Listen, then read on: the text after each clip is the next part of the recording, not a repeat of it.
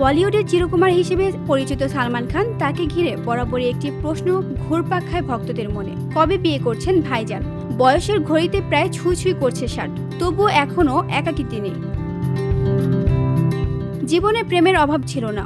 একের পর এক সম্পর্ক গ্ল্যামার আলোচনার কেন্দ্রবিন্দু হয়েছিলেন বারবার, কিন্তু কোথাও যেন স্থায়িত্ব আসেনি, হয়নি সংসার বাঁধা। তবে এবার সালমান খানের একটি পোস্ট ঘিরে রীতিমতো আলোড়ন ছড়িয়েছে অনুরাগীদের মধ্যে। অনেকেই ভাবছেন, তবে কি এবার জীবনসঙ্গী খুঁজে পেয়েছেন ভাইজান?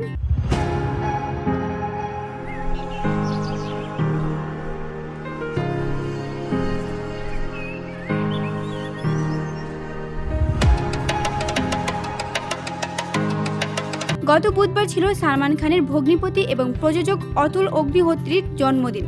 দিনটিকে বিশেষ করে তুলতে সালমান একটি আবেগঘন বার্তা পোস্ট করেন। সেখানে বোন আলভিরা ও অতুলের একটি ছবিও শেয়ার করেন তিনি। ক্যাপশনে সালমান লেখেন, শুভ জন্মদিন অতুল, আমার বিল মানে ব্রাদার ইন ল। তুমি আমার বোনকে অনেক যত্নে রেখেছো। তুমি একজন অসাধারণ স্বামী, দুর্দান্ত বাবা। তোমাকে অনেক ভালোবাসা।